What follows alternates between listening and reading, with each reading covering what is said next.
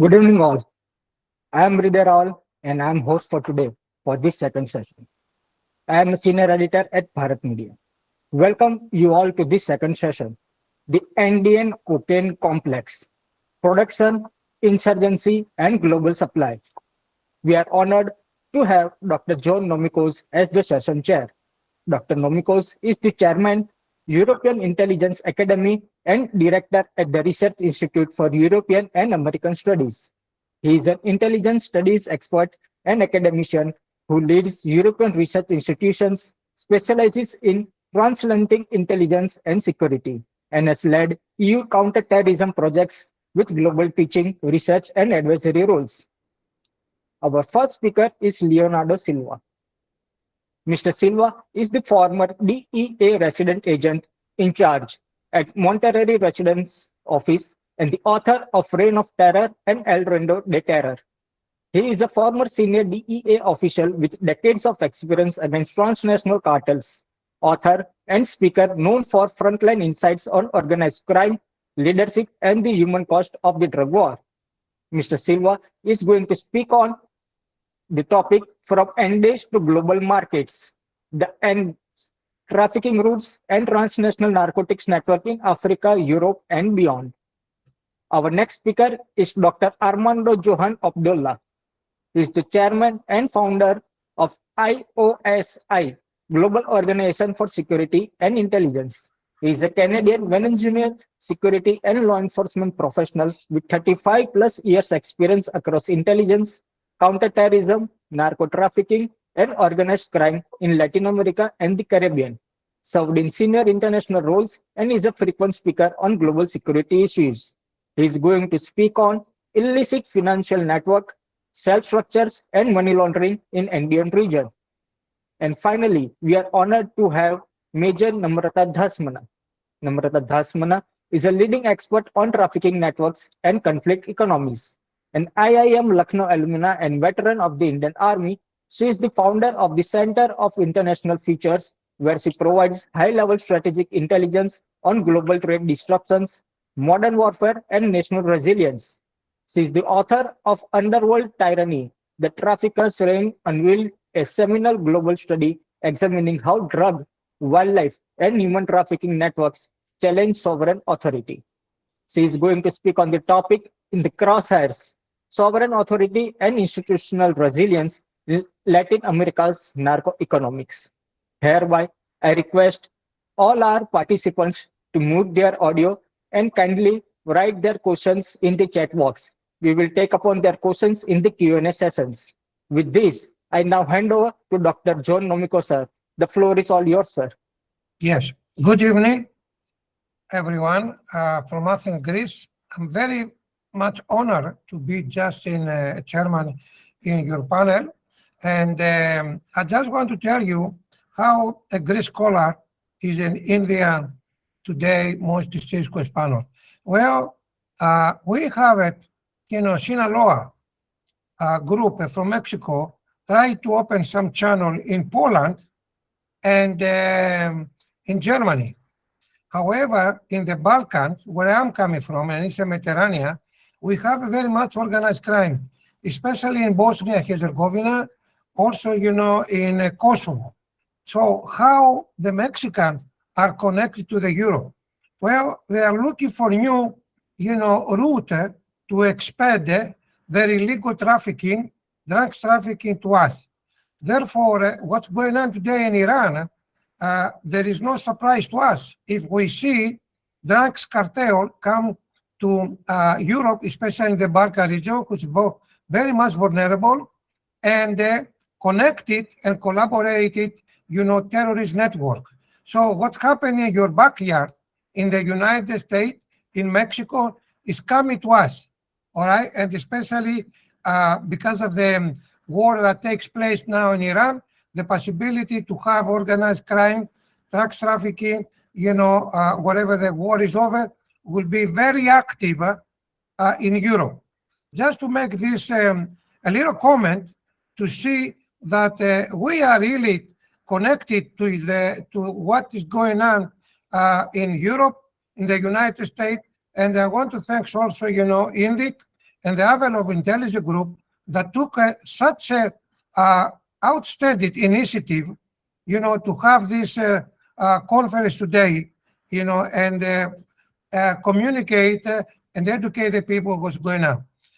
In these 5 minutes that I had, from the organizer, now I'll try, to give the floor to the first speaker, all right, and if I'm not mistaken, Ms. Raval is Mr. Leonardo Silva, the key speaker, to share with us your comments, sir, and we thank you very much for your time. The time limit is around 20 minutes. If we can stay inside 20 minutes, we would be very appreciated. Thank you, sir.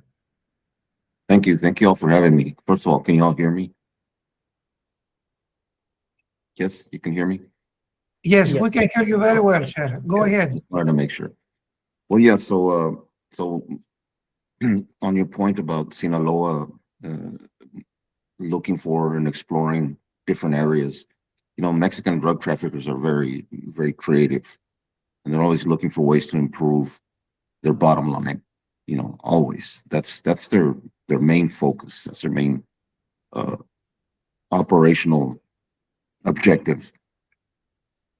But not only Sinaloa. So we're talking today about Andean drug trafficking organizations, and the biggest one is right now in Colombia is the Clan del Golfo, and they are the biggest trafficking organization on the planet right now. People talk about Cartel de Jalisco and Cartel de Sinaloa, but these guys are the number one because they are in charge of the production. Production in the Andean region is responsible for 90 to 95% of all cocaine globally. So these guys, they're going to expand their routes. I mean, they don't not only exploit Mexico and the United States markets, they are now actively going into Europe. I mean, they have always done this, but production has increased because of technology. As technology advances, production becomes more efficient. So what we have is they are exploiting the lack of law enforcement and actually the corruption that's involved in some of these other countries, such as West Africa, where there's no oversight pretty much at the ports. So they exploit this issue, and they are transferring their narcotics to West Africa as a transshipment point. As narcotics arrive into West Africa, these loads are broken down into smaller loads and sent off to Europe. So to exploit the lack of oversight. So, with this creativity and the increase in production, they are increasing their profits, which is basically their objective. They're always looking to increase profits and look for different markets. So it's no surprise to me that Sinaloa is looking out in the Balkans. They're going to expand globally because of profit. They are a profit-driven organization. So it's kind of I'm not going to say it's funny, but it's just predictable that these guys are going to do that because the opportunity for profit in Europe is incredible. It's limitless pretty much because there's just so many resources in Europe that are not available in other countries. So aside from the United States, Europe is the big market for these guys, and that's what they're shooting for. And with the increase in production and the advancement of technology, they're achieving that goal. And how do these shipments get there? Well, they're exploiting the maritime routes and the lack of oversight. Really, the key here in everything is the lack of oversight, the corruption, in these countries that allow this to these systems to operate, fluidly, because really you might see some seizures in on the offshore or whatever, but that doesn't make a dent in production. Production is always going to happen, and it thrives because of the corruption in what you have in Colombia and Bolivia and Peru. So as long as production is thriving, this is going to continue, like a machine. It's a machine. That's what it actually is, and it's intertwined with what we're talking about today is narco-terrorism, because all these networks, all these organizations have to at some point intertwine and interact to move forward with their objectives, which bottom line is money, and of course terrorism, terrorist networks, they have other objectives, other agendas, but bottom line, they need money to achieve their goals as well, and their interaction with these cartels is inevitable. They have to interact, although their goals are different. They really have to interact because the the point where the drugs are transshipment in West Africa, it's like I'm going to say like a nest of organizations that exist that have to interact with each other uh, for them to achieve their goals. No way around it. They have to do that. And historically, people talk about the narcotics routes from the Andes, from Colombia and Bolivia and Peru. And historically, it's always been Mexico. Well, no, it's not just Mexico. West Africa right now is a key region for the distribution of narcotics globally, and it's just that the profit is too much to overlook, and they're going to exploit it, and corruption feeds this network. So really, my expertise is really with Mexican cartels. Um, I worked 10 years in Mexico, and they are very creative, highly creative. They're going to find ways. If there's a route that has been disrupted, they're going to find a way to adjust and exploit another route. There's just too much profit involved for them to stop. And like I said, the Plan del Golfo right now is the biggest trafficking enterprise on the planet. So as long as production is moving fluidly, we have offices in Europe. We have a couple of offices in West Africa, but there just needs to be a lot of cooperation in order to try and actually make a dent into these routes. But it is very difficult because of corruption in all of these other countries. That's pretty much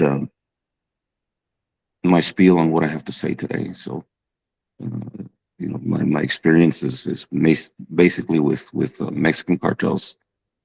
I was in Monterrey, Mexico for 7 years, where we saw in person, obviously, the way these guys operate, the violence they use, the intimidation tactics. They rule by fear, and they cannot get to that level that they are without some level of violence. And in Mexico, the Zetas cartel took it to the extreme that has never been seen before in Mexico and in the entire country. So it's pretty scary to see this problem escalate to the level that it has, and it is partially is partially facilitated by the corruption in government, especially in Mexico right now. Thank you. Thank Yes. you very much, Mr. Silva. Your analysis, your intelligent briefing analysis was to the point, and you told us quite interesting, conclusion on what's going on right now in the global era regarding, narco-terrorism. And one thing that I wanted also to share with you, here in the Balkan Peninsula, we have seen many, organized crime from Albania stationed in Ecuador. And they are very active in Ecuador, and I believe in Paraguay. Anyway, well, you were here to speak a little bit longer, but I understand that your time spending on the workshop was quite well. Now I would like, to have the second speaker.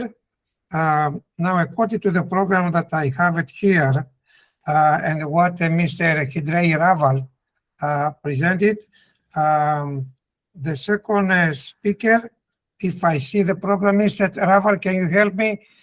Because the program does not go along with the names you presented, in this panel. So the second speaker after Mr. Silva is not Mr. Rolon, right? Can you tell us, please, what is the second speaker? Because my Sir, program... the second speaker is Armando Johan Abdola, sir. Johan Abdola, Okay. sir. Here he is. Yes. Could you please, Mr. Abdullah, take the floor and share, your presentation with us? Hello, can you hear me? Yes. Yes, Yes, Johan. I mean, please. Yes, thank you. Well, good evening. Thanks to the Indian Research Forum and the Avalon Intelligence for this invitation. It is truly an honor to participate in this conference on countering narco-terrorism. I'm going to read some information that I was putting together in the last couple of days. I would like to begin with a blunt proposition. What we are facing in the Andean region is no longer a drug trafficking problem in the conventional sense. It is a longer simply because cocaine production, trafficking corridors, or criminal organization competing for profit. We are witnessing is the consolidation of something much more dangerous, a transnational architecture of hybrid criminal power. The Andean cocaine complex has evolved into a system that links production, territorial violence, corruption, financial concealment, political penetration, and global market expansion. It does not merely export cocaine. It exports institutional distortion, insecurity, corruption, and strategic instability. This is what I define this phenomenon as narco-terrorism 3.0. By narco-terrorism 3.0, I mean a stage in which drug trafficking organizations are no longer functioning only as a criminal enterprises. They increasingly operate as parallel power systems. They finance violence, penetrate institutions, influence local and regional governance, corrupt security structures, exploit legal markets, and in some cases align themselves with armed actors, insurgent elements, or politically protected networks. This is not organized crime. This is not just terrorism. This is not just corruption. It is the fusion of all of three, operating through globalized logistic and concealed finance. That fusion is what many states still fail to understand. For too long, the world has spoken about cocaine as if it were like a commodity problem, a law enforcement problem, a border problem, a smuggling problem, but cocaine in the Andean context has become something far more consequential. It is the fuel of criminal ecosystem that is capable of altering governance, eroding sovereignty, financing coercion, and contaminating legal economics across continents. The historical evolution matters, but only if we understand what is produced. Yes, the Andean region remains the core production base. Yes, the system evolved through early cartel models and ordered trafficker hierarchies. But the most important transformation is not agricultural or geographic. It is structural. The old cartel model, as many still imagined, is no longer enough to explain reality. Today, the system is more flexible, more intelligent, and in many ways more dangerous. It is composed of producers, brokers, transporters, armed enforcers, corrupted officials, money launderers, port facilitators, commercial intermediaries, and political protectors. It functions through alliances, contracts, temporary partnerships, fragmented nodes, and overlapping jurisdiction. In other words, the modern cocaine economy does not depend only on violence. It depends on governance. And that point is critical.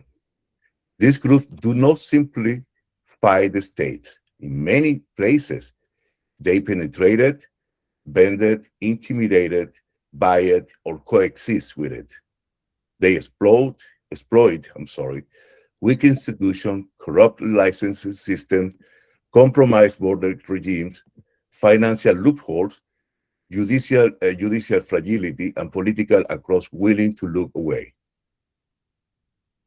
In some areas of Latin America, the issue is no longer whether the state is absent. The issue is whether the state has been partially infiltrated, partially neutralized, or partially captured by criminal interests.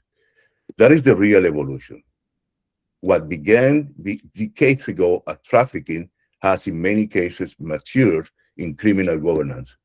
And once criminal governance takes root, the consequences are far more serious than the drug flows alone. It changed local economy, it reshaped political incentives, it normalized coercion, it undermines public trust, it corrodes police, customs, and judicial system. It intimidates journalists, weakens reformers, and distorts democratic life. I would like to really congratulate this forum, because narco-terrorism, and I'm sorry, I apologize for, I just had an accident and kind of deal with something here, but it's something that I've been not investigating. I am from Venezuela, 1996.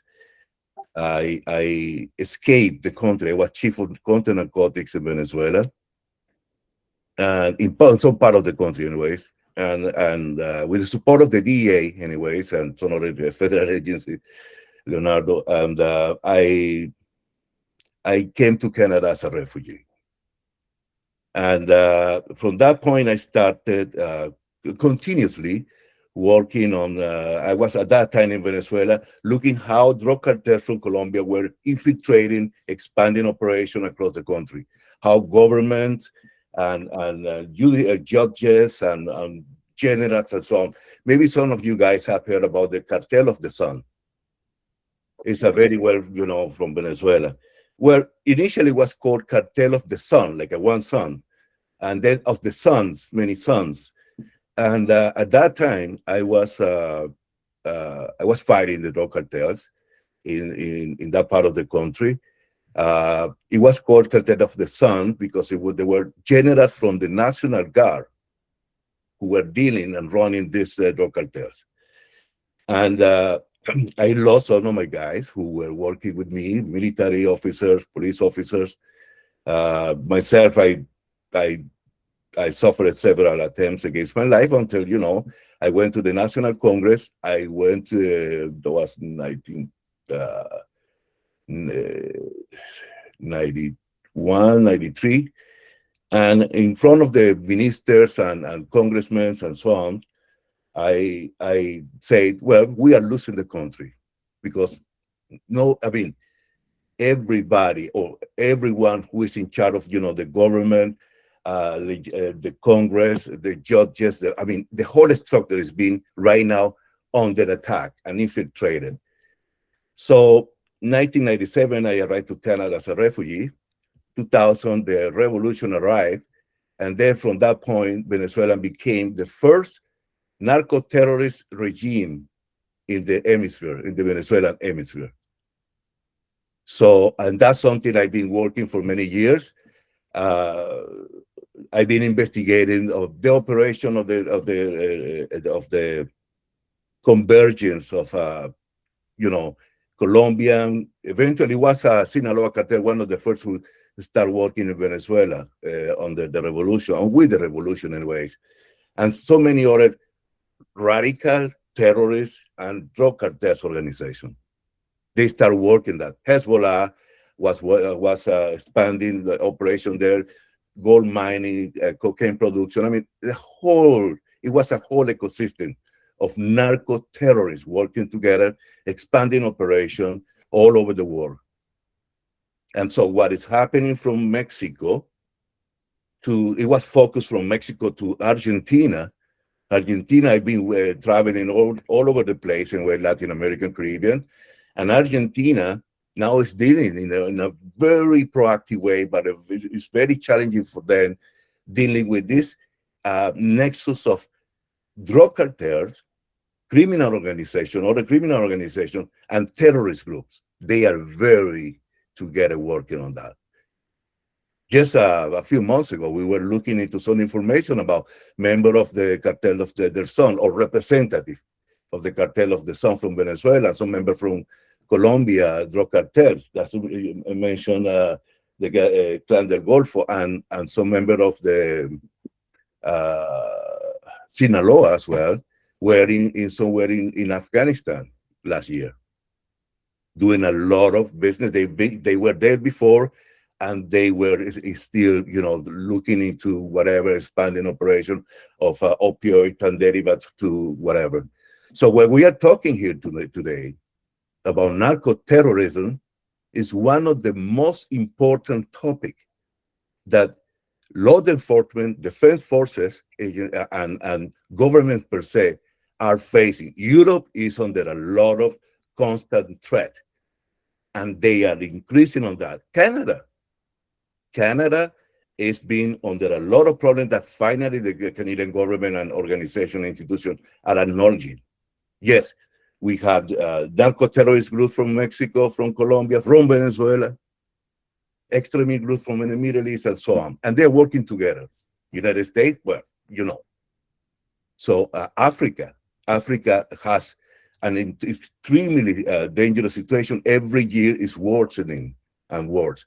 So India needs to learn about the expansion of it's an aggressive expansion, as I call it, narco-terrorism, in order to effectively learn, adapt, and integrate a series of systems to really, in a very positive and proactive way to deal with the situation, because it's one of the most challenging threats that the country will have. And it's not only local, national, or regional drug cartels or criminals dealing with that in India.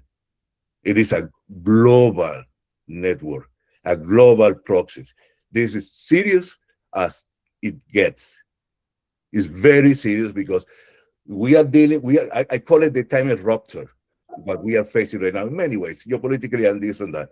But when we talk about narco-terrorism, we are talking about national security in a very heavy and really serious situation. So I really appreciate this opportunity, and thank you so much. Thank you very much, Johan. It was very testamented and incredible comment what you said to us. Now, we really started to think that you use the word global network. That's a really important topic. You, Johan, and Silva use the word a lot: corruption, systemic failure, and this is touching everyone. And the issues that we face today in Latin America are coming very speed up because of the technology advance, like artificial intelligence to us, and is speeding up also, in the Gulf region, in India, everywhere. So I really agree with you that you raised up the issue that today forum is one of the best forums that we really have watched, and thank you very much, Indy, for doing that, because I don't know how we can really face this global network. Here in Europe, we have 27 member states in the European Union, but we are, unilaterally acting on that. We don't have this mind, global mind. One of the reasons that I'm trying to talk to the commissioner is to have the so-called European Union Intelligence Agency to collaborate with the United States and the Latin American states. Every European country is impossible to act alone because global, network organized crime has the money. Silva said everything is about money. If they have the money, they have the technology. And if they have the technology, they spread up everywhere. Law enforcement is easy to be compromised by corruption. And at the same time, we have compromised to democracy. The democratic, state here in Greece also, where the founder of democracy were very vulnerable. We're very vulnerable. We have a big crisis on corruption here in the Balkan, and many Latin American organized groups are everywhere here. So, and thank you very much, Johan, for raising the issues. And it is without any kind of a mythology, as we say in Greece, and also Leonardo Silva, that you gave us, your understanding what's going on. Without, say anything, any other, comment, I would like Mr. Hriday Raval to introduce us our third speaker. Please. Our Mr. third Raval? speaker for today is Major Namrata Dhasmana. Namrata ma'am, Jai Hind. The stage is all yours. Welcome, Mr. Namrata. Please take the floor. Thank you very much. Good morning, good evening to whichever part of the world everyone is. Am I audible? Yes. Yes. Yes. Okay. We hear you. Yeah, thank you, Chair. I'll be speaking on in the Crosshairs, sovereign authority and institutional resilience. There are a few slides which I've shared with Yasas as I'm not in my base location. I'm on travels for my office work. So yes, you can just start sharing, and I'll be speaking with some numbers, data, and of course a proposed framework. Also will give a little background from where and how I can join all these dots, because I have not been in Latin America. But just imagine waking up in a neighborhood where the local gang leaders, not the mayor or the politics or the police, they decide who gets the electricity, who pays taxes, and who lives or dies. This is not a scene from a movie. That is daily reality for millions of people across Latin America today, where powerful narco-economies have put sovereign authority, the state's right to govern directly in the crosshairs. Now, as a veteran, when I led my troops during the time when stone pelting has just started tremendously and significantly, I knew where this money is coming from. If someone is coming and throwing stones on the convoys of military and army, of course, no one will be doing anything free of cost. So I certainly had an idea from where this money coming from. When I saw my troops countering terrorism and dying, perhaps I didn't know the global tyranny behind this. And that was my inspiration to do my work as an author of the book Underworld, Tyranny, The Traffickers, Unveiled, which is a global strategic resource. We also collaborated with Mike Fredericks, who's a retired DEA, and we also shared his perspective so that the book doesn't remain to one region, but it speaks about this issue, the global issue, under one cover. And this book also comprised of not only drug, but also wildlife trafficking and also the human trafficking. So 3 trafficking basically contributing to the conflict economy. There's a slide of governance impact. Yes, Has?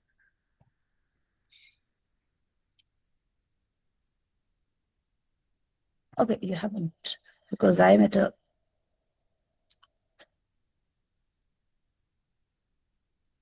Next, please. Okay, fine. So today, I want to talk about this challenge honestly with some real numbers and then show how we can shape stronger governance to fight back. Not just with guns and arrests, but with some smart, resilient institutions that rebuild the trust and legitimacy. This is not only a security problem at all, it's a governance crisis. And governance is the solution. So let's start with the scale of the problem. In 2025, Latin America and the Caribbean recorded at least 108,838 murders. That's an average of nearly 300 people killed every single day.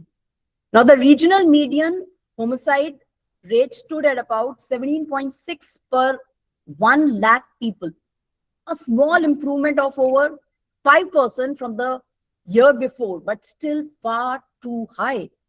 Now, this picture is certainly fragmented. Some countries are winning battles, others are losing ground badly. Look at Ecuador. Just a few years ago, it was one of the safest countries in the region. In 2025, its homicide rate hit a shocking record of 50.9 per 1 lakh, up 31% from the previous years. So over 9,200 people were murdered. Gangs like Los Chonros and Los Lobos, they fought bloody turf wars after leaders were arrested. Now, more than 70% of the population was exposed to organized crime violence. Ports, prisons, and this entire neighborhood, they fell under criminal control. Ecuador went from peaceful transit country to one of the most violent places on earth in record time. Now, contrast that with El Salvador. In 2015, it was called the murder capital of the world.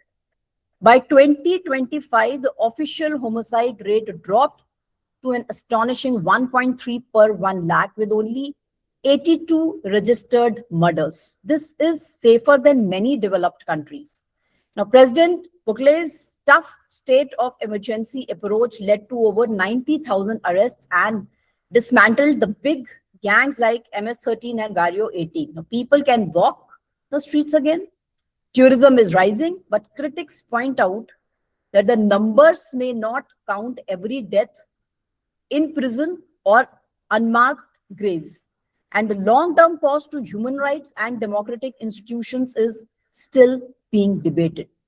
Then, of course, there is Mexico. In 2025, the country saw about 20,600 murders with a homicide rate of roughly 15.4 to 17.5 per 1 lakh, a significant drop of around 20% from the previous year. Now, under President Sheinbaum, better coordination between agencies and intelligence sharing helped. High-profile operations, including the killing of major cartel figures like El Menco of CING, sent shockwaves, yet cartels still operate across vast territories. Now, this Sinaloa cartel is fractured by internal wars. While the CING remains aggressive and widespread, violence spikes in key corridors like Ciudad Juarez, extortion, fuel theft, and illegal mining continue. Now, these numbers give a clear story, and I come from a background of governance, where I always strongly advocate governance is the key for everything. When these numbers are telling us some clear story, narco-terror economies are not just about drugs. They are about power. Cocaine production remains massive. Colombia, Peru, and Bolivia, they produce vast majority of the world's supply. The global cocaine output hit record levels in recent years, feeding sophisticated networks. But today's criminal group, they have diversified significantly. They control extortion rackets that acts like illegal taxes on businesses and communities. Then they run illegal mining, fuel theft, and human smuggling. In weaker areas, they provide order, receiving disputes, offering jobs to young people, and even building local infrastructure. So they become a parallel government. And this is what we call a criminal governance. Cartels do not just sell drugs in places where the state is absent or corrupt. They just step in and rule. So they challenge the state's monopoly on legitimate force. They put sovereignty in the crosshairs. How does this happen? Through the classic tactic, platter or plomo. Now, silver or lead, bribes or bullets, corrupt officials, infiltrated police force, judges who look the other way, and politicians who make deals. Over time, institutions erode, public trust collapse, citizens start turning to criminals for protection instead of the state. What is the result? A vicious cycle. Weak governance creates space for narco power. Narco power further weakens the governance. But here is the hopeful part. We have seen that change is possible when countries focus on building institutional resilience. The ability of courts, police, militaries, and local government to resist corruption and absorb shocks. So let me give you a simple framework to shape some stronger governance. Think of it as a building fortress with 5 strong pillars. Next slide, please. Slide number 9, that's shaping the resilient governance. Now, pillar number 1, that's security with presence.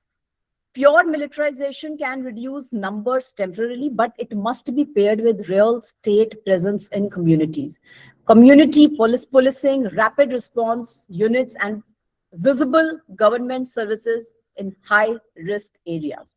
Not just soldiers, but teachers, doctors, and social workers too. Then pillar number 2, institutional armor.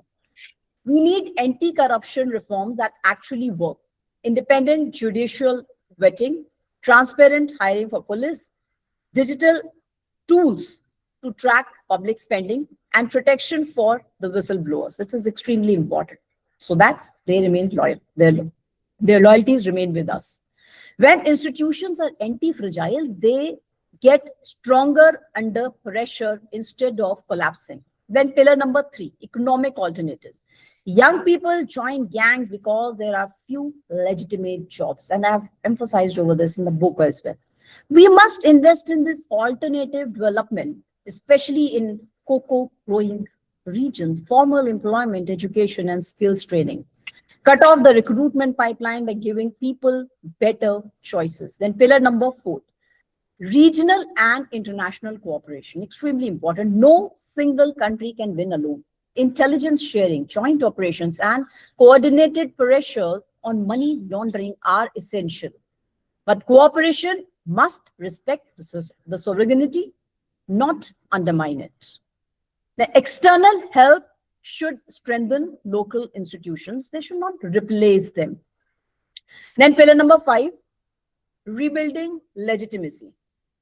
Governments win when citizens believe the state is fair and effective. Transparent justice systems, victim support programs, and measurable improvements in daily life rebuild trust. Success is not just fewer murders.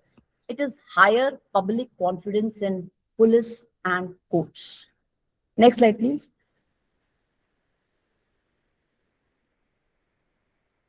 Next. Okay, the previous, please. So let's see how these pillars play out in practice. In Mexico, recent drops in homicides came from better coordination and targeted operations. But lasting success will certainly require following through with institutional reforms so that when one leader fails, the network does not simply regroup. In El Salvador, the aggressive crackdown delivered dramatic security gains.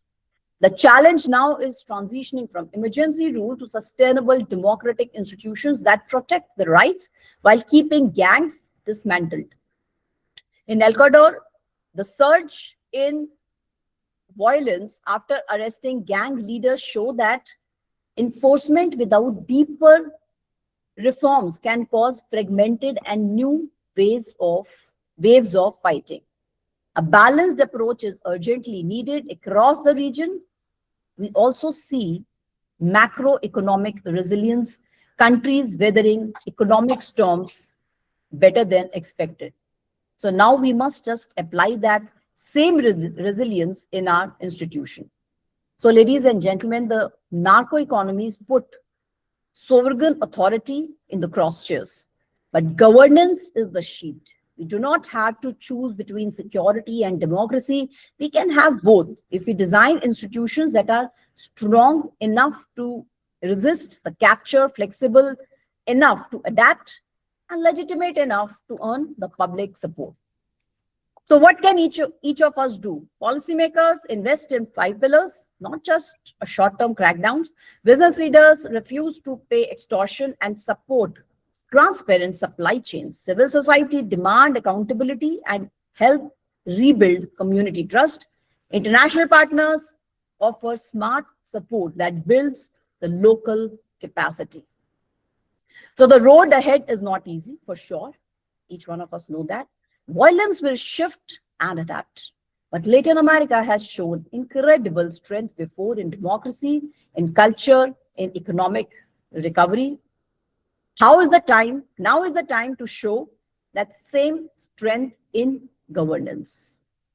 Last slide. From crosshairs to fortress. And this is the journey we must take. That's all from my side. Thank you for your time and patient hearing. I hand over this discussion to Chair. Thank you very much, Mrs. Namrata Dhasmana. It was really quite important to hear your voice, but you know, the point that I wanted to emphasize quite well to you is when you use the word intelligence sharing without sovereignty erosion. Well, this is a key point. But here in Europe, and especially in the Eastern Mediterranean, we have regional network, sometimes are not so successful when we have to, to come up. Why? Because there is a lack of intelligence culture and security in Europe. And when we discuss, in Africa, in Middle East, Gulf region with Scandinavia, we have different mentalities and protocol and collaborate. Therefore, what I see from our discussion today, and Mr. Silva will give you the floor, how we can have your experiences transferred to us, thanks to EDIC that raised these issues, to the different cultural mentality.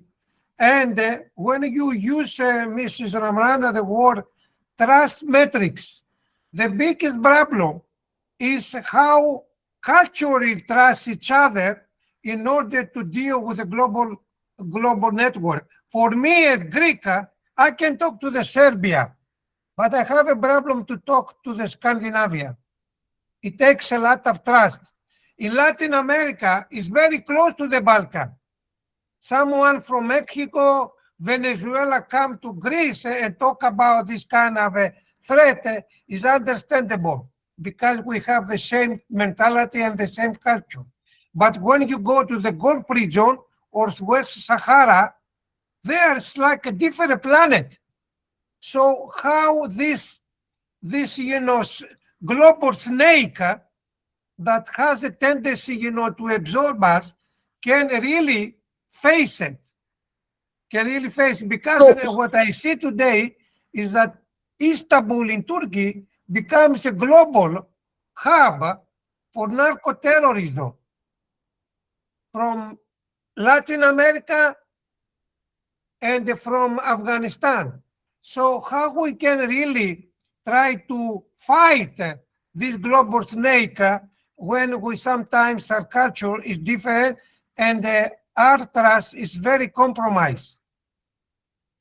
There's one, and this I have mentioned as in strategic interventions in my book, where these global institutions like Interpol and other kind of institutions are where all the country resources are connected and they do all their things. Then second strategic intervention is to of course keep a check on these most expensive highways, I call them, where the maximum number of drugs flow. And of course, these are the supply chains that connect from one region to another region. So these are the two key things where we can put some emphasis upon the global institutions like Interpol agencies or UN or some other institutions where all the country experts jointly work, not towards Yes. one region, but as a global, Yes.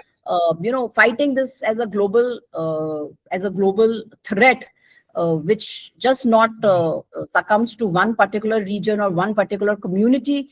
That's why I put emphasis upon all the kind of trafficking, not only on drug, but the conflict economy has already emerged, and this conflict economy has already it has become an organized business now.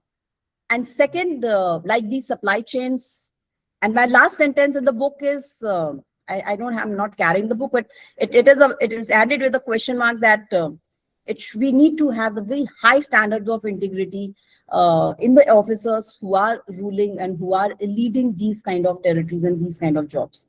I would have read, but I'm not in Delhi, in the place where I stay in.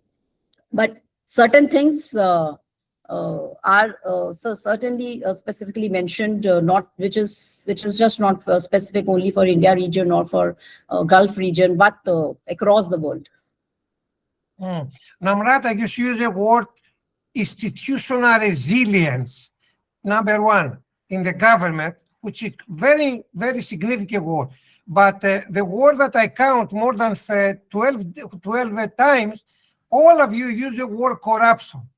How corruption could be fought and have an institutional resilience when a big number of politicians are corrupted?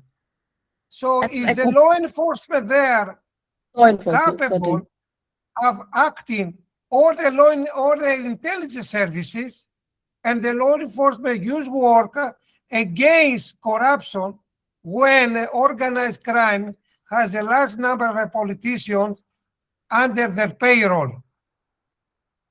So somewhere, Yes, this please. point of preserving the informers is also very important. This is not only affecting the Europe, but even in our region, in our country, where informers, the intelligence that we call, once the informer unfortunately fades away, or like they die, who's looking after their families? This sounds very cliche, but certainly if we are able to create that kind of intelligence sharing, which everyone we all crave for, but the local resources, the local people who are absolutely present, be it in Europe or in any other region of the world, if we are able to have that kind of trust that, okay, you don't worry, we are going to be there to look after you and everything, certainly the intelligence flowing will also begin, not only as a formal source, but being a veteran, I have seen the local sources, the local information works wonder. It's always the local sources who has given us the most accurate information. If we are able to look after them, we are able to give them that kind of trust. They also trust us, and they also remain sustainable with us, with the system. Thank you, Mr. Silva. You want to make a comment?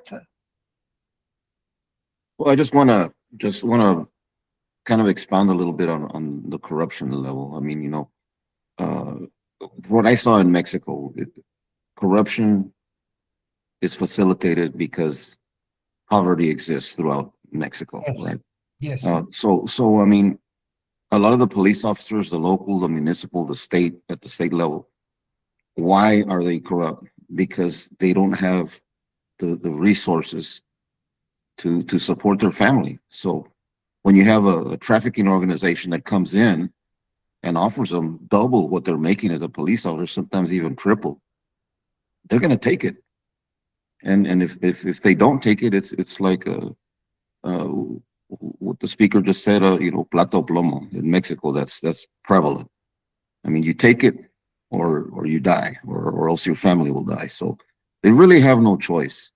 And I don't see how we can fight corruption until we we fight at some level poverty, also because, Exactly. or the pay scale that these guys get, because it's always going to exist as long as poverty exists. So the And Mr. vulnerable Sorry. community, the vulnerable communities, because it is touching every page, every word that I have written in my words, so in the book, and I don't call it a book, I call it a strategic resource. But the vulnerable communities, be it and the pay to the civil people or to the army people is still the same in every country. It is still even in India. But the vulnerable communities that are always target upon, they certainly need to be again looked after, and that's why I made a liner on the jobs, the education, because that one person who's doing a stone pelting, or that one police officer who is not able to look after their family, or if he dies and their son or their daughters are not able to be looked after, that's a job, that's the education that make their minds more resilient, more confident, and not relying absolutely on everything for the government, but they are comfortable, or they'll be more confident about themselves that, okay, fine, they can have their sustenance even if something wrong happens. But yeah, I do agree, it is a long war. It is not an easy thing. Seen, lived these situations, corruption is something that really need to get dismantled. And that was my inspiration for the last line that I made, that the integrity of the police, of integrity of the per people, be it a police or a military or anyone, official who's standing or who's manning those borders or those supply chains, really speaks. No one can fight till the time that person who's making that entire truck pass, or not able to protect the supply chains is strong enough or high in their values enough. No one can then beat us. Yes, I agree with you, Mr. Namrata. I agree with you, Mr. Silva, because what happened in coronavirus here in the Balkan, the law enforcement officer used to take 2,000 euro, and suddenly he found his salary 1,100. And then we have the phenomenon, the law enforcement who works in the police, and the afternoon to works, in the nightclub. So the point is, when he sees that his family budget, is decreasing by 50%, law enforcement intelligence officers could do some, let's say, illegal work connected with his own client to raise his family budget. So corruption is coming there, it's systemic because of survival. And now what I'm really worried right now in Europe, in the Balkan, when we have when the gap of poverty, is going up, people will have more tendency to go to, black market, to the illegal, use networking, through the illegal network, through the human trafficking, to make some extra money. All right, what the government can do that in the Balkans? Not much. That's why we see now too many Albanian Kosovar come to Latin America. Why? To make the channel to come here. So transparency, yes. Do we need, intelligence? Yes. But from my experience as the chairman of the European Intelligence Academy, we need dedicated, well-paid law enforcement and intelligence officer to work, all right, as honest as we can, as transparent as we can, for the national security of the state. Because the national security of the state, other corruption and poverty of the medium-sized employer, compromise democracy. And the organized crime, they have the money to compromise democracy and to break up what exactly Namrata said, institutional resilience. So how we are going to face that? Only with the transparency, dedicated officer, and like Leonardo said, you have to pay them.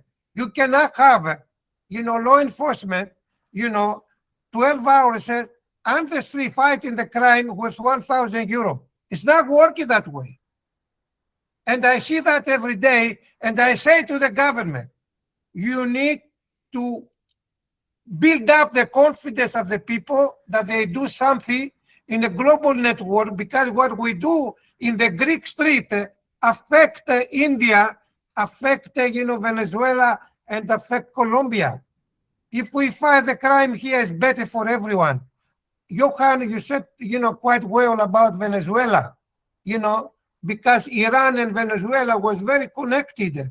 And now you see what's going to Iran, they're under fight because of USA and Israel, and they need to decrease the money to the proxies in order to spread out, narco-terrorism.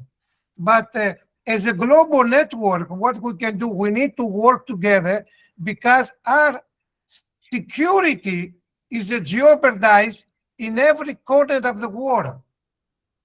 I don't know if you agree with me, but I travel a lot all over the world, and I see exactly what you said. And we repeat ourselves, but we don't have the formula to implement it, to work. It's like we discuss, we are right on what we said, but how we can have how the recommendation from Namrata can become solution to the field, to the problem, to the street.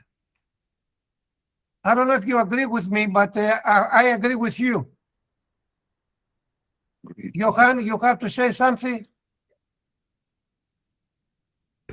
Yeah. One of the things that I've been advocating for is, for law enforcement, government. One of the problems is government still that old model of bureaucracy to respond, to adapt, and to readapt. That's what I call in the last few years the age of rupture. Governance is going down. It's not going down, but the people trust on government, and that's at some level, higher or whatever, global. I remember I was in Doha some years ago, speaking in a conference about regional homeland security, and in that conference there were some people from Hezbollah, and I was talking about Hezbollah operation in Latin America and drugs, this and that, or whatever, and this guy went mad at me, and I went, stay on, come on, and you are this and that, or whatever. The problem is, and then some general from the Ministry of Foreign Affairs because I got some interviews, and he said, you are trying to, what you're doing here is crazy. Even the interview won't be published. And I said, well, that's up to you. You acknowledge the problem, you deal with that, because even cocaine is coming here to Qatar. Oh, no. And the same happened to me in the UAE years ago, and Saudi Arabia and Oman. I traveled quite a lot there. By the way, Qatar, they published my interview, they acknowledge stuff. Emirates is the same. Saudi Arabia, terrible situation of drugs, and this and that. The problem is governments are not really readapting at this time, and that is the problem right now. When we talk about corruption, why corruption?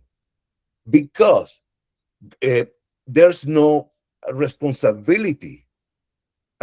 The thing is, the structure of governments, not everywhere, but the structure of governments is like, I get in power, somehow I steal or whatever, it's a culture. I steal whatever, and then the next one, and then the next one, and nobody, maybe once in a while, one person will be facing the charges or the justice because of corruption or whatever. So we have a culture of permissiveness. We are very permissive. I'm sorry, broken English, but we are permissive towards corruption. But at the same time, we need to stand up, and that's what I celebrate this event. We need to stand up and say, okay, enough. We are going to stand up against these common enemies, or we are done. And I saw my country, Venezuela, a very steady country, one of the best countries in Latin America before, very rich in resources, yada, yada, this and that. One guy with a big mouth and, populist and sweet mouth, blah, blah, blah, blah. Talk to the people believe in whatever, and became a narco-terrorist state. That is what Venezuela still is, even with the action of the United States, because it's still, there's a process or whatever. So it's the first narco-terror, and they have. Yesterday I published something on LinkedIn about some Swiss bank and how the Venezuelan regime with the PDVSA, the oil state company, this ban is done because of that. Even in India, they have reached India business or whatever. They are talking about the narco-terrorist regime of Venezuela, India, everywhere in the world, everywhere, Canada. So we had to find a common formula, a doable formula in order to deal with this. If not, then Venezuela will become a common case for the nation anyways. Yes. Yeah. Thank you very much. Mr. Holiday, would you like, to go to the next speaker Sir, to present it? No, sir. I would like to raise a question for Leonardo, sir. So, sir, we see a nice background of the Reign of Terror. Can you brief us something about that of your book, Reign of Terror, sir? Yes, sir. So I spent 7 years in Monterrey, Mexico, and when I got there, it was the ground zero for a war between the cartel known as the Zetas and the Gulf Cartel. We were tasked with taking down the leadership of the Zetas cartel, who introduced extreme violence to the country of Mexico. They were one of the first cartels to actually videotape executions and tortures and post them on the internet. In my book, there's not too many things that the public knows about. I have it in Spanish and English, El Reinado del Terror and Reign of Terror. So it talks about that. There's a lot of stories in there that the public doesn't know about. They attacked the U.S. consulate when I was there. They threw 2 grenades at the U.S. consulate, and then that marked the beginning of a war between DEA and the Zetas. And it's all written in my book. It's 17 chapters of true stories, things that the public really hasn't seen, hasn't heard about. I'm sure nobody's really heard about the attack on the U.S. consulate. We lost some employees that were assigned to the U.S. consulate. It was tragic. It was a terrible experience to go through, but it's all written in my book, and I encourage people that really want to know how traffickers operate in Mexico to read this book. Thank you. Thank you very much. Mr. Silva, do we have it to go to the next speaker? Sir, our speakers are over for this session, so we can take up the question and answers. Okay. So what we can do now, I mean, I have received some question. They talk about, cocaine supply, if I'm not mistaken, how we see the cocaine supply in the global market. Would you like to make some comments about this subject? I don't know, Mr. Namrata, you feel confident of talking about that, about cocaine supply in the question that some participant made? I was just looking at this question where are you asking? Are you referring the same question, which is there? The cocaine supply that strengthened the Hezbollah's international. In the international market, how I mean, it's a big issue in Europe, especially in the Benelux countries. I can say briefly about where the Iran-backed Lebanese Shia militant and one political organization, they actually evolved to be a hybrid actor. And they kind of created a state within a state. So in Lebanon, a regional proxy force and a transnational kind of criminal enterprise was emerged. And that's how this supply has started and has funded and made and strengthened this cocaine supply to Hezbollah. Okay, because one of the issues that I would like to raise here is the maritime security. A lot of maritime, industry can be involved, in drug trafficking. And we can see it recently, the Irish law enforcement, has really arrested many, maritime trafficking coming from Latin America all the way to Europe, especially in Adversa, in Belgium or in the Netherlands, Rotterdam, and so on. So what we see right now, also, from Afghanistan, heroin through Eurasia come here.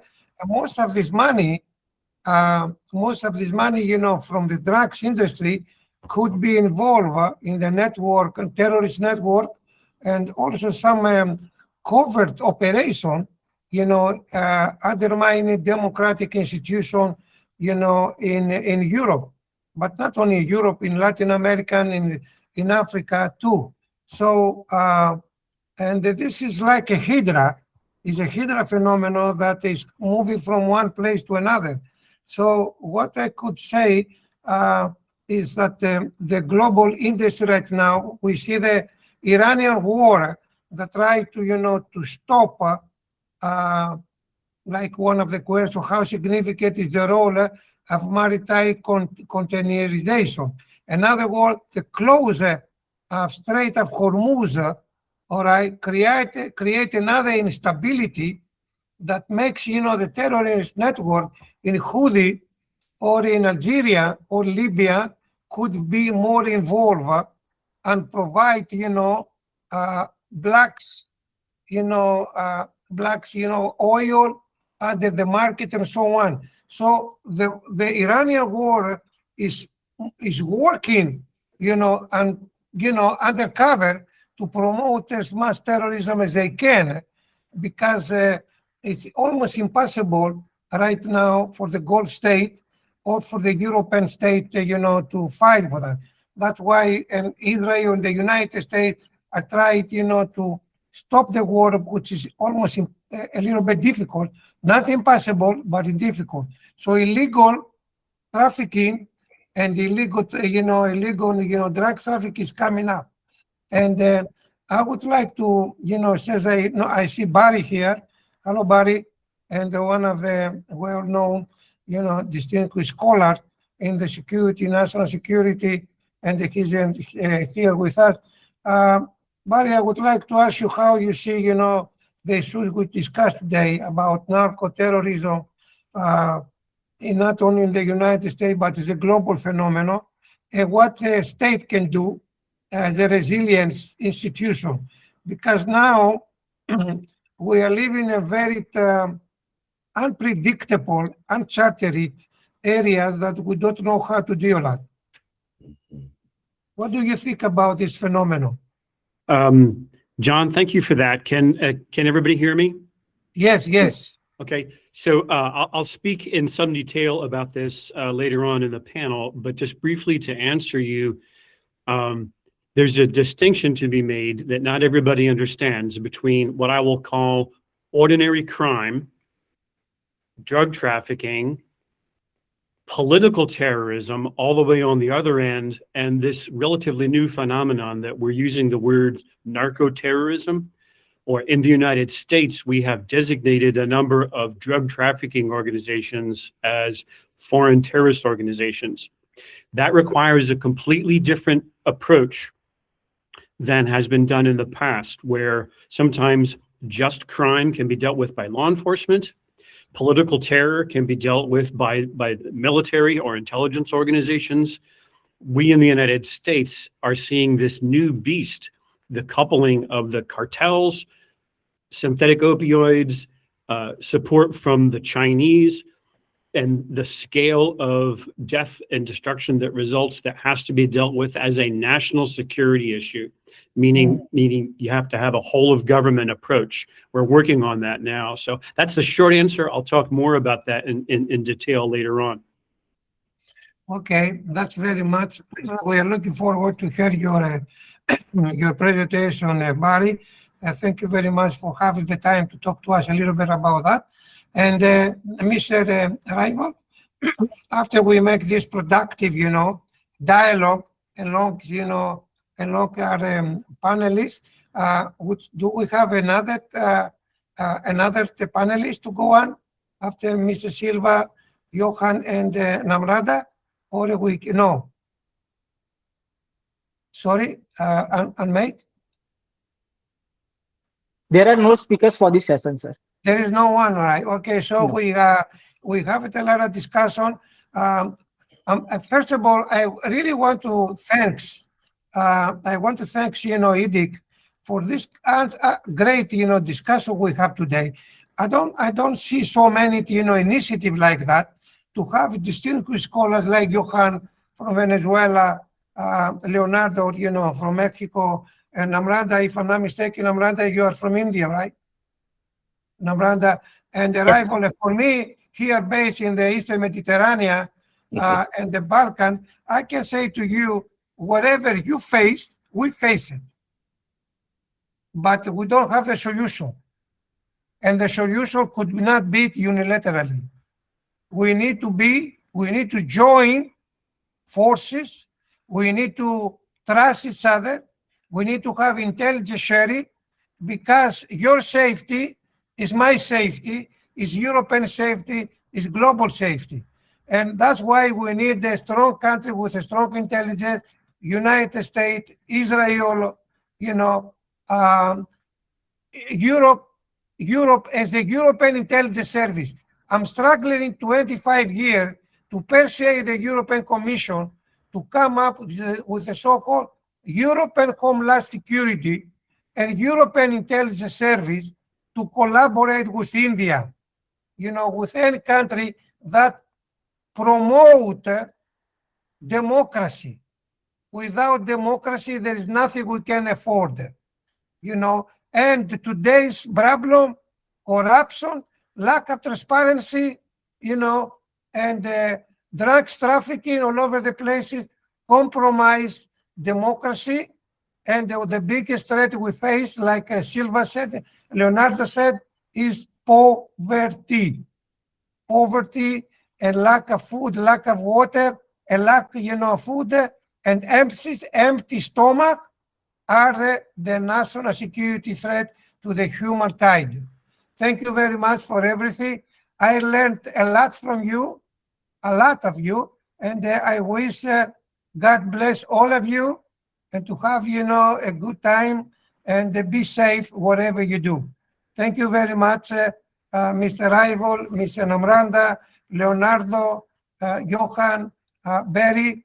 See you again one more time, and hopefully I will have the chance to see sometimes in the future face to face. Thank you very much. Bye-bye. Thank you. Okay, sir, I think we still have got time if we can take up the few questions from the chat box. Hridif, you can assist. Yeah. So I can see one question from Mr. Dhanwant. Dhanwant, you are here. I can read that out. So Yes. the question is, okay, Dhanwant, you are here. You can ask your question. I wanted to ask that now a lot of analog and synthetic cocaine is coming into India, which is mixed with either fentanyl or different types of analogs. So mostly we have seen this pattern that it is coming through the borders from the Pakistan region. So is there any way specifically what are the key entry points, like what is the role of this organized syndicates? How do they use precursors, chemicals, and new techniques?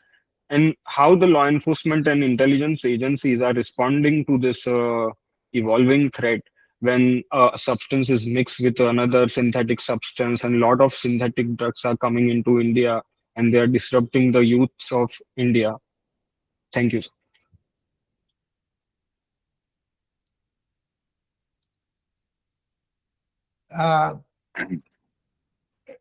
Is this address, Mr. Dhwan, is this addressed to the panelists? Yes, sir. Anyone can Okay. answer, yes. Is anyone would like to reply to Mr. Dhanwant about Pakistan and India? Yeah, I'll take on this. Certainly, it has really affected India and the borders a lot. I mean, what you have asked. The key routes, there are multiple key routes now. It is absolutely embedded. The system has embedded so inorganically, and sometimes I can say organically, because preparing all these things does not take a lot of money, and it can be made in a very cheap way.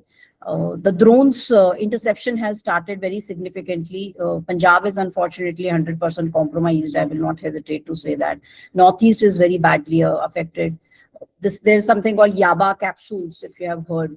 It's very popular in Northeast. The supply chains goes and it has a very there's an article that I've written for VIF. You can just read that, where the cost is also written in every supply chain route, or whether what is the cost in Kupwara, what is the cost in Srinagar, what is the cost in Jammu Kashmir, and what is the cost then it is going to the metro cities. So that is a entire route that is covering, and certainly it is not that law enforcement. We Ma'am, lost you you. went on mute. Thank you. You went on mute. Okay, so it is not that the enforcement agencies are not doing the work. The CPEC is very active for that.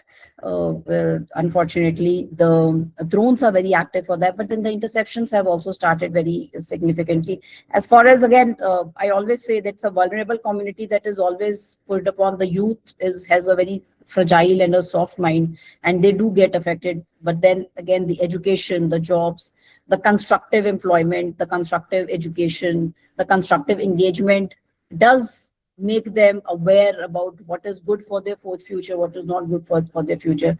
Drugs just gives a, for a pleasure, for a few seconds, or maybe for a few hours, but then what they lose, what are their dreams that they're losing upon, is something that is the kind of awareness that needs to be there in the youth, not only in India but in Europe and Latin America, because it's a youth who has to take on the pillar of leadership ahead.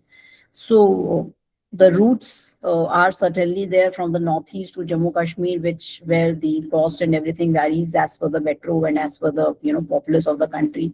Punjab is unfortunately compromised, and yeah, that is what the state is there in India as well. The stone pelting also, when we had faced, certainly again the money is coming from these kind of black economies or conflict economies only. Okay, Mr. Johan. Thank you, ma'am. Thank you. Yeah, I would like to add something here. You need to look, and when I was talking before about cultural intelligence, how when we're talking about cocaine entering India, we're talking about the direct, indirect, and direct participation of drug cartels from Latin America or narco-terrorist groups. One of the things that you can see, or you will be looking into that, is initially they involve local criminal organization in India. I'm talking about the Latin American drug cartels, criminal organization.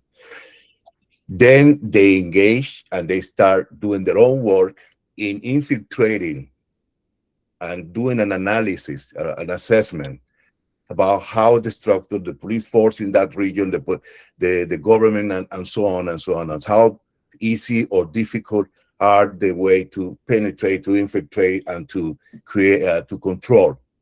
That is the way that they work in many nations, across many nations. I'm talking about Latin. So they are one of the most difficult, really, criminal organization or narco-terrorist organization when they are entering a new nation. And then they start managing from the economy, the local economy, national economy, the industry. They start creating a diversification of activities across. And once the government, the intelligence agency, and the institution realize what's going on, really, they might perceive it as something that, then they see we are in depth. I mean, we are really bad situation. It's just a matter of social, local crime or whatever to national security matter, which is very, very extreme. You see what's going on in Mexico. You see what's going on in Colombia. In Venezuela is the most obvious case or example that we have. You see how even because it's a region for that anyways, because of the lack of weak of the government across Africa. But it's not only that, across Europe.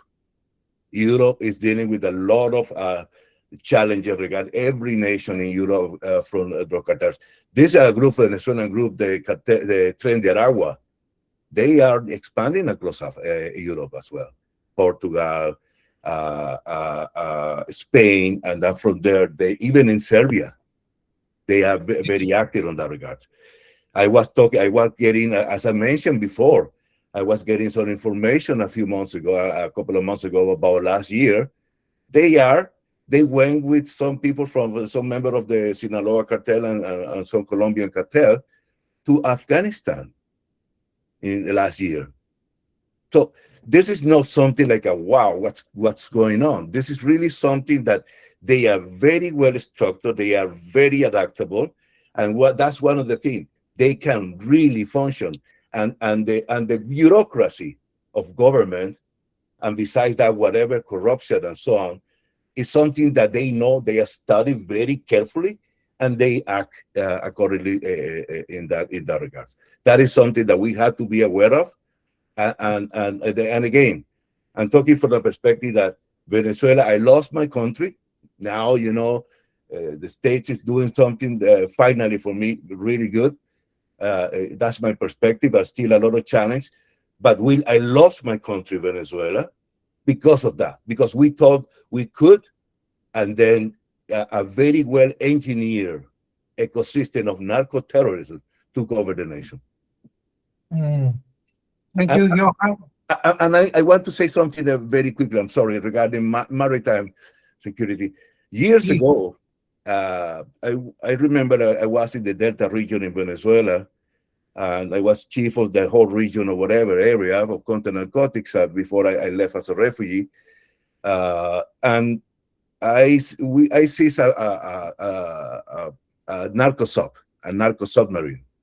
It wasn't operational. It was just they're still working on that and so on. We start doing some work with the counterparts from intelligence from Colombia, and we were projected. We're talking about 1997, 1993, that Europe, it would be a matter of time that Europe will start.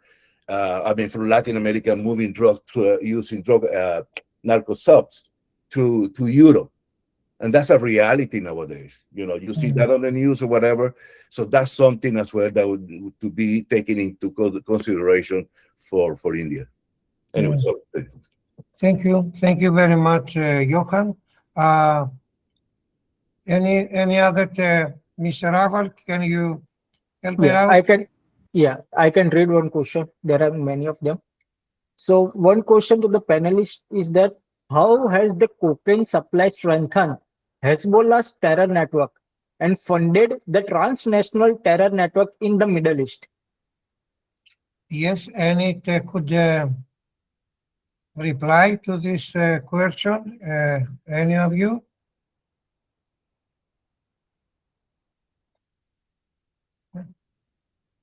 I'm sorry, you were mentioning about, I'm sorry, go ahead, I'm sorry. Yeah, I did reply to this, but it also leverages the Lebanese diaspora communities in Latin America, especially I'm sure all of you will agree, especially in the tri-border areas, the TBA, and the Brazil, Argentina. Battery started running. The Brazil, Argentina plus Venezuela, Colombia, and the facilitation was also done. So this group does not typically produce or directly traffic cocaine, but it acts as a sophisticated financer, a money launderer, and logistical partner for the South American drug trafficking and organizational DTOs. That's how the Hezbollah has strengthened its cocaine supply. Okay. So next question is for Johan Abdola, sir. So, sir, are the current anti-money laundering AML CFT frameworks structurally capable of keeping pace with these adaptive laundering ecosystems? No. I think that's one of the biggest challenge for law enforcement and intelligence agency, and even organizations such as FinCEN and some other financial intelligence agencies, because it's so difficult really to keep on on the complexity of this global way for them to for capital or money laundering. Anyways, one of the things that I've been looking, that's not my specialization, but still, I was looking in the last few years how, let's say, from Colombia, no, from Mexico, even from Venezuela, the way they were money laundering across the UAE, the Emirates, anyways, and even in Oman, and even in Spain, and so on. They are very complex. So let's say there was a before about Hezbollah. Hezbollah has a long, complex network across Latin America, huge. But when the revolution of Venezuela, the narco-terrorist revolution, arrived a few years later, they structured everything in a very smart way. 2005, 2007, 2007. Okay, 2007. There was in 2005, the government of Venezuela, the regime, expelled the DEA, and 2007-8 they start looking into Iran, to open the doors to Hezbollah. Besides the cuts, all the military forces from Iran, from the regime of Iran, what they did, Hezbollah, was they start getting involved not only in the transport or mostly on the way of money laundering of the drug trade through Africa and Europe, as well as the Americas, anyways, or Latin America. At the same time, they were dealing with gold. They were giving gold and diamond mines in the south part of Venezuela, and some other activities. From that point, it's not only financing. They start using that money to secure some governments across Africa, where they have a huge, vehicles, trafficking, whatever, that kind of stuff, and drugs as well. But then across Europe. And from Europe, one of the last frontier was Asia, anyways. Not for Hezbollah, for the whole community, let's say, of narco-terrorism, global narco-terrorism, the whole ecosystem. So they start expanding, and the last frontier was Asia. I'm talking about, that's why today talking about India is very key, because India has a huge, in their perception anyways, and it not only Hezbollah, but the drug traffickers, they have this huge market, and somehow it can be easily infiltrated by the way of money and the other ways to deal with that. So that is the way they had the money to corrupt in India. They had the power to create fear, to impose fear upon whoever or whatever, and they have the capacity. And remember, we are not talking about Hezbollah. We are talking about Hezbollah, drug cartels, criminal organizations. They are working together, and they see us, the free world, the governments and so on, as their enemy, and they think and they believe, and there's a very serious perception of that they are winning this war. Thank you. Mr. Abbas? Yes, sir. So since Johan sir spoke about the Europe, Africa and all, we have one question on Andean region. Maybe Leonardo sir can answer this. How have Andean cocaine trafficking routes evolved in response to sustained interdiction pressure, particularly the shift toward Africa and secondary European entry points? Leonardo? Yes, yes, they adapt. I mean, that's part of their strategy. That's what makes them so successful. If one of the routes is compromised, they're going to find another one, and they already have those routes in place. They have Plan A, Plan B, Plan C. So if Route A is taken out, okay, let's try C now. They're always going to be adaptable. They're flexible. They're highly intelligent. Because again, at the start of the presentation, like I said, it's all about money, and they're going to find a way to make it, and they're going to find a way to exploit any weakness in the routes. I mean, it's the route is expensive. I mean, especially through maritime, it's expensive. It's really hard for law enforcement to patrol all that region. So, I mean, it's like the game whack-a-mole. I mean, you take out one route, they're going to get another one, or several other routes. And again, West Africa is a transition point where these huge loads that arrive there are broken down and then distributed to Europe. So the answer to that question is they're very adaptable. They already have a plan in place. So if something gets compromised, it really doesn't affect them hardly. Thank you very much. Thank you. Yes, River, Mr. River. Yes. So another question is for all the speakers. The question is, how significant is the role of maritime containerization and commercial logistics in enabling large-scale cocaine flows today? It's a key element. It is a key element to their operations, not only to Europe, to Mexico. I mean, it's huge. It's a huge operation, and it's easy to conceal their loads.